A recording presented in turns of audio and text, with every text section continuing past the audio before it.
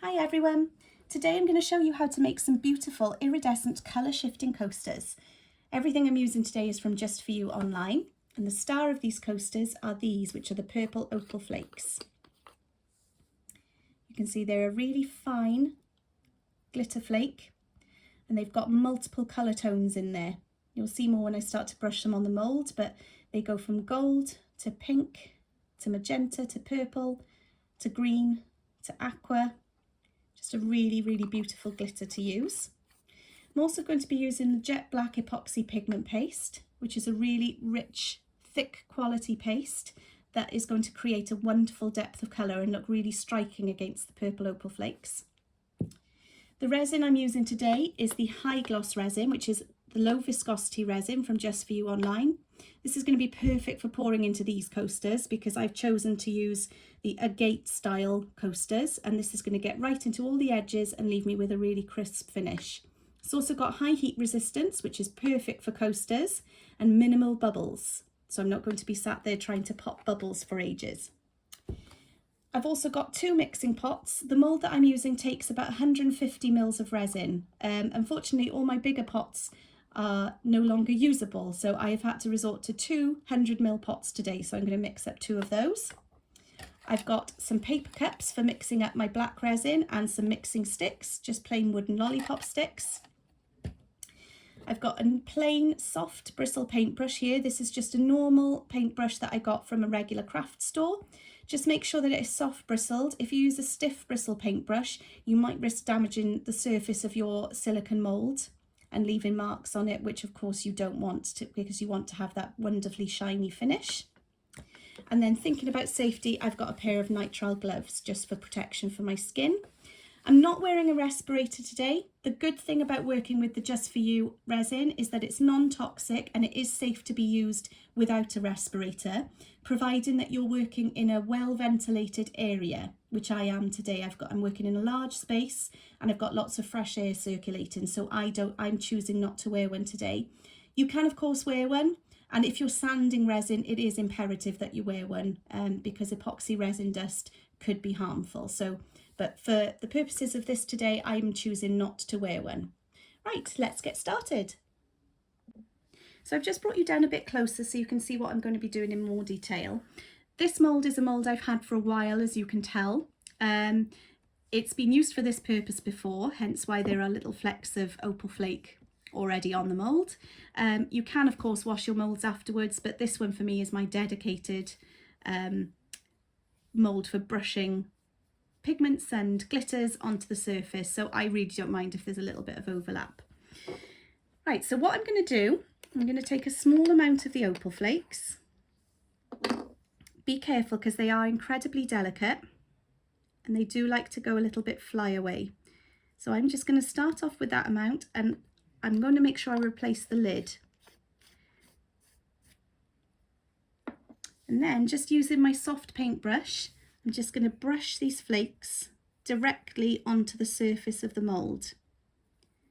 As I said, they are quite delicate, they are quite fly away, so do take care not to cough over them, breathe over them too heavily, only because we don't want to waste them because they really are beautiful.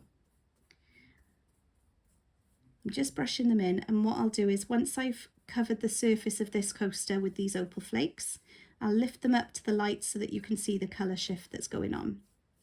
I find this a really therapeutic thing to do, just watching the colour spread across the surface of the mould.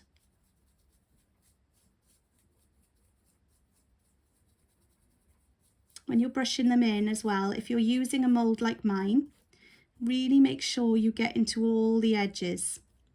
If you don't want to have the flakes going up the side of your coaster, you can always edge them afterwards using an edging pen. Just For You online do have some beautiful, good quality edging pens. Or if you're like me and you always like things to be the natural beauties that they are, you can just leave them. But really work. You can see that was only a tiny amount, and you can see how well they've spread. You don't need a lot, but of course you can always take a few more, which is what I'm going to do for this area up here. if you find you've taken more than you need, you can always use your paintbrush to scoop some of them up and just place them either back in the pot or onto another section of your coaster mould.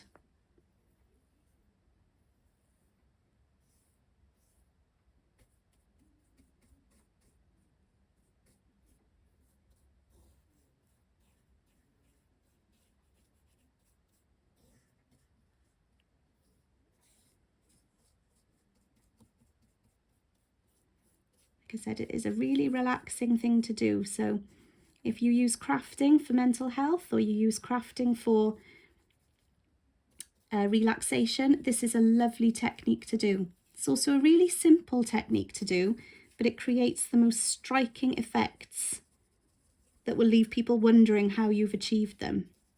They are really eye-catching. So you can see I'm just really working that paintbrush, and because this is a soft bristle paintbrush, it's really good at spreading the colour without damaging my mould.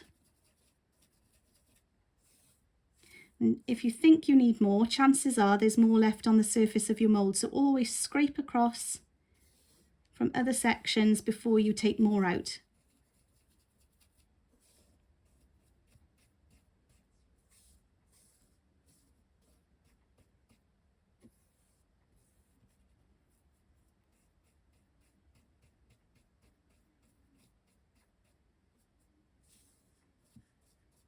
Here we go.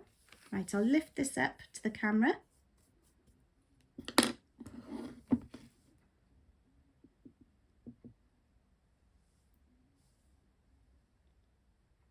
So I hope you can see, but in there we've got all those beautiful colour shifting tones that I talked about at the start. I always think these opal flakes are a little bit like peacock tones. You've got lots of the peacock colours in there. So I'm just going to carry on now, and I'm going to dust the rest of my moulds until we've got a nice coating on each section. Okay, so I've dusted every section of the mould now. If I lift it up, you can see that beautiful colour shift. And of course, these now are going to be the tops of our coasters. So you can see, oh, that's good light for showing you the gold there as well.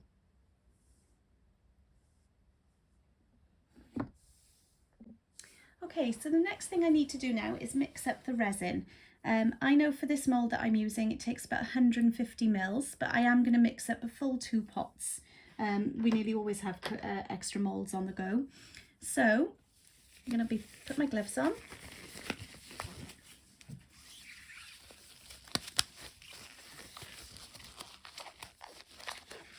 And I'm going to start off by pouring the resin first.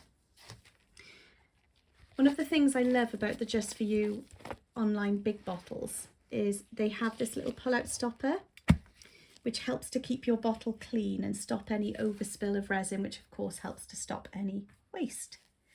So make sure your pot is on a level surface.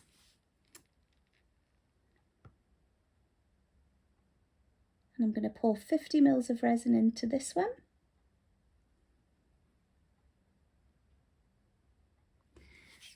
And I'm going to pour 50 mils of resin into this one.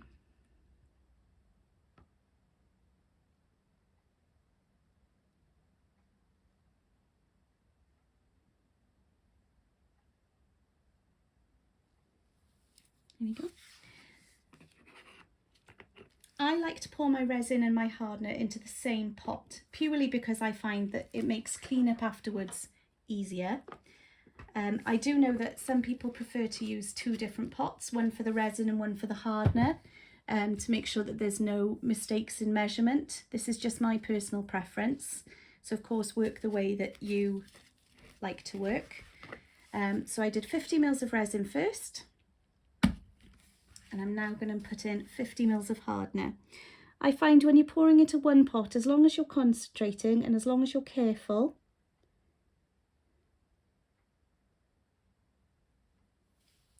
you can make sure that you don't get the wrong measurements. Sorry if you heard clicking then, I was accidentally knocking my camera stand. go. So by the time this is mixed up, I will have 200 mils of resin to work with.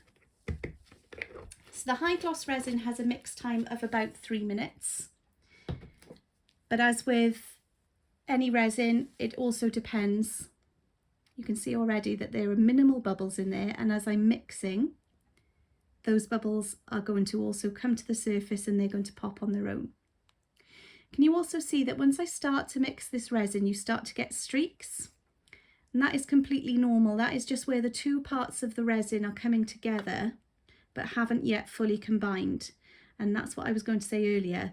It has a work time, a mix time of about 3 minutes, but I also go off the look of the resin. And this one, the high gloss resin, is really easy to tell when it is mixed fully, because these streaks will disappear and you'll be left with what looks like water, basically, because it is low viscosity and it is crystal clear. So it really does look like a cup of water, but obviously don't drink it.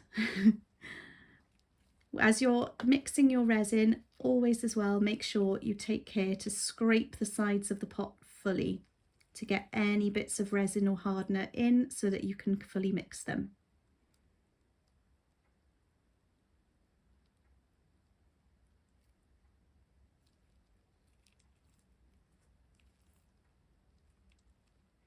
And stir slowly. And this helps to avoid creating any more bubbles. But as I said, this high gloss resin is great because it produces minimal bubbles anyway.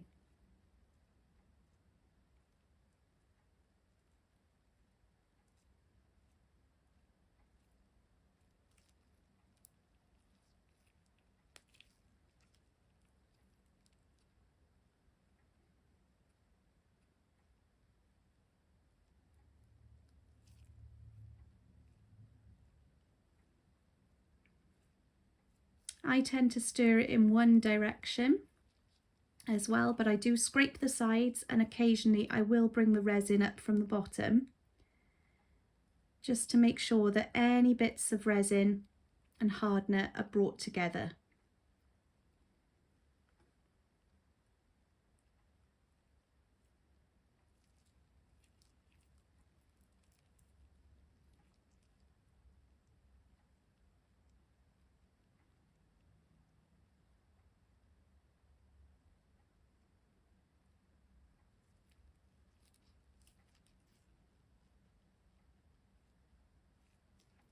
This is a lovely activity to do if you need a bit of mindfulness. Really helps you to focus on being in the moment. And hopefully you can see gradually these streaks are starting to disappear and we are getting a wonderfully clear resin.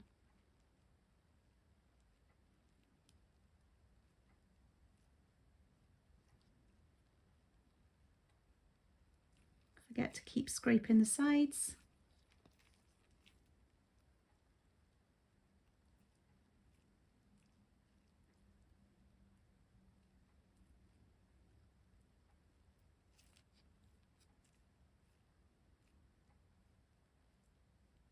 Can you see the bubbles that are in there? They're starting to rise to the surface.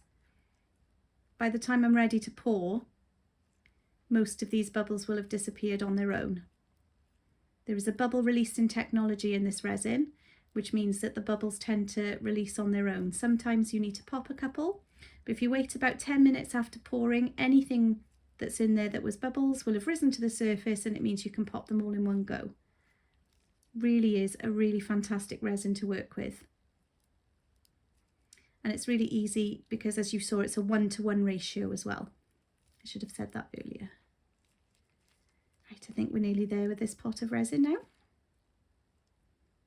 So you can see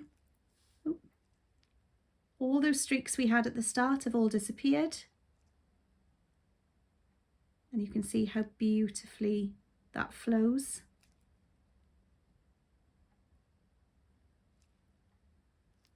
So I'm going to get on and I'm going to mix the next pot.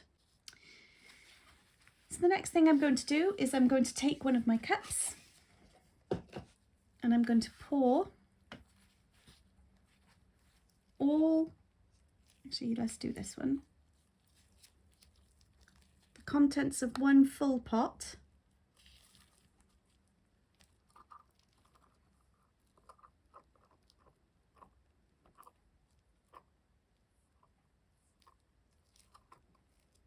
into my pot, into my cup. Again, make sure you scrape the sides and get out every last drip, I should say, of resin that's in your pot. This stuff is too good to waste.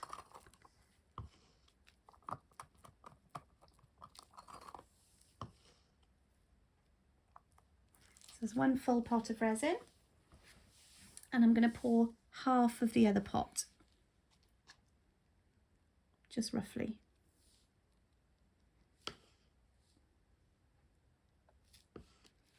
Put that out of the way so I don't accidentally knock it over.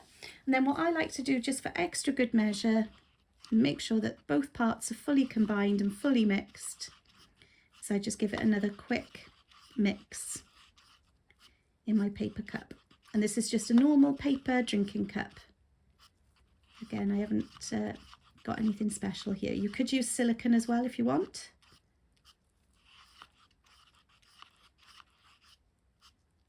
There we go. So I'm going to scrape any resin off the stick.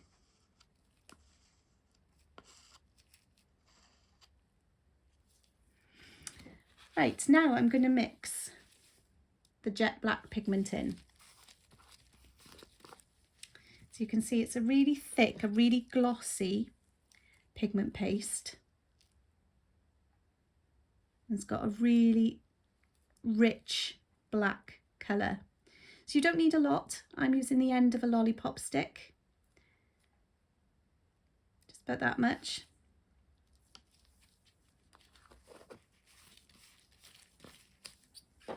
I'm going to mix this into my resin.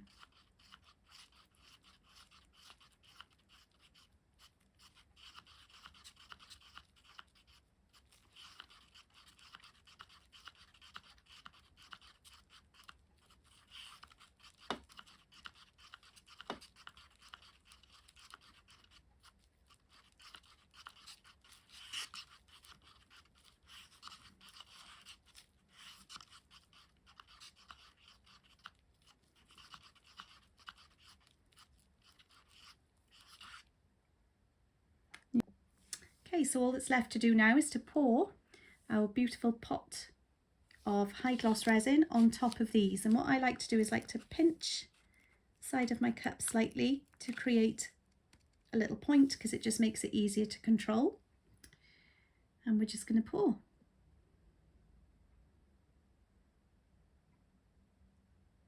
So what I like to do is I like to pour a little bit, wait for that to reach the edges, then pour the next one, and again wait for it to spread to the edge.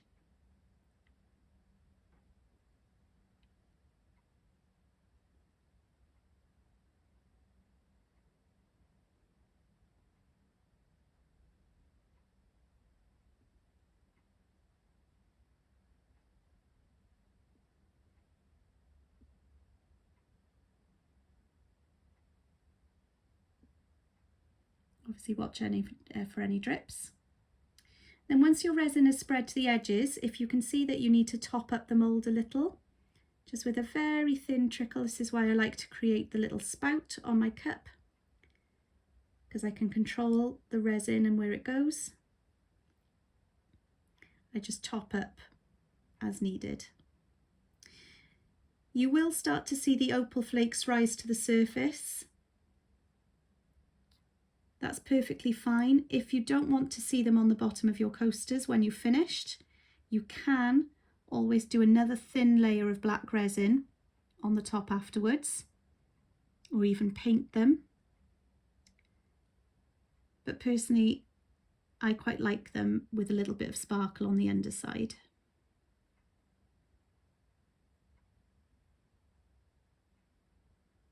Okay, so those are nice and full. You can see I've also dusted the middle section. Never waste anything. So I'm going to pour the last of my resin in there.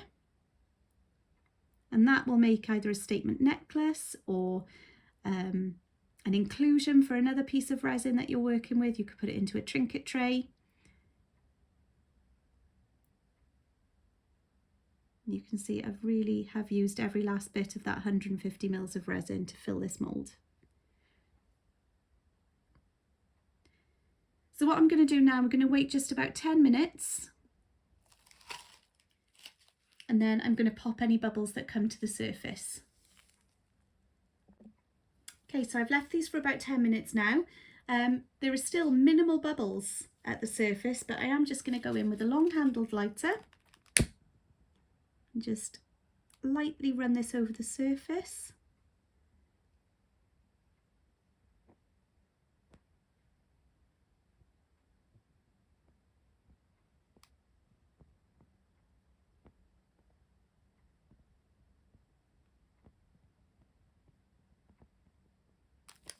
And that just pops any last bubbles. Okay, so we'll come back tomorrow for the demold. So it's the next day. These have hardened off nicely, so it's time to demold and see what they look like. So I'm just going to pop them out of the molds. Always do this bit gently because you don't want to risk tearing your mold, although this resin is so beautiful. You don't need to use a silicone release spray or anything like that. They just pop out really nicely.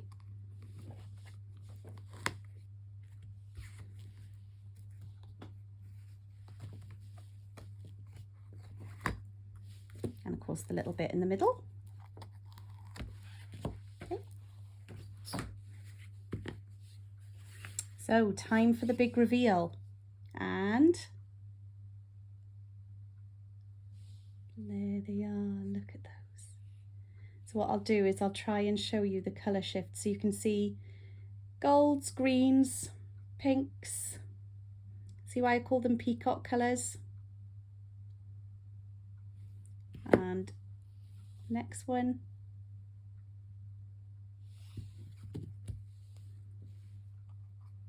See, each one is as beautiful as the last.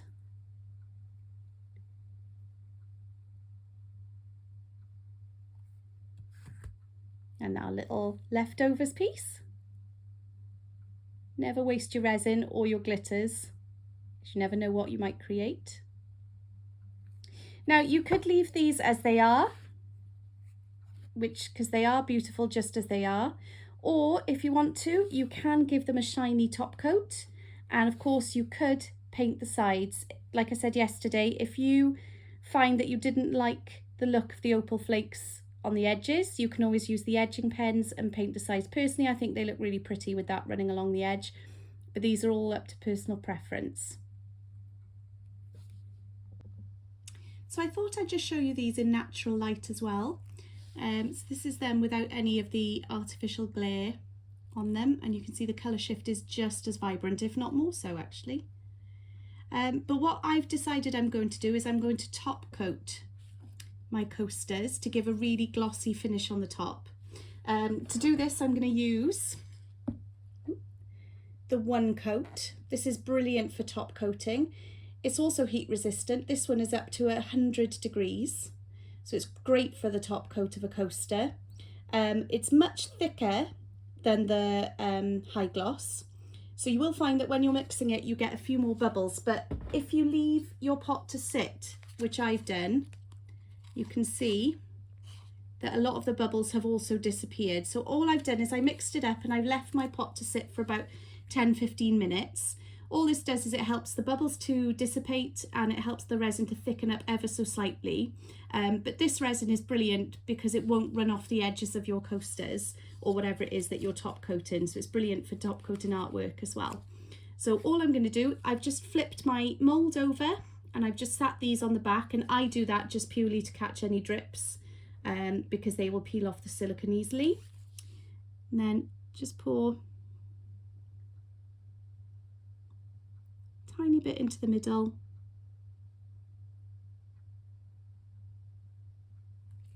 And then I'm just going to use a lollipop stick and I'm just going to work it to the edge of the coaster. This is just going to give a beautifully glossy finish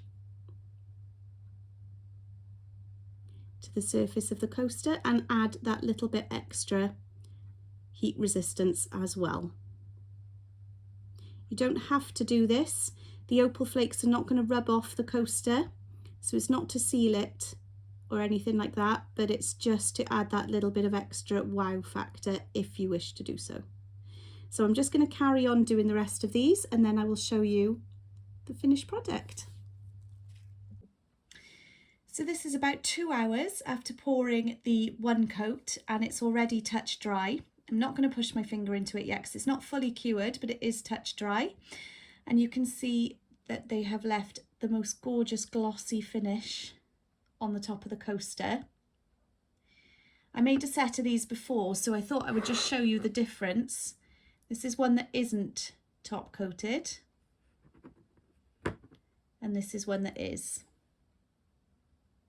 So it's obviously totally up to you. You can top coat them if you want. It is a little bit of extra effort, or you can just leave them as they are. Both are beautiful, but I do love the shine that the one coat gives.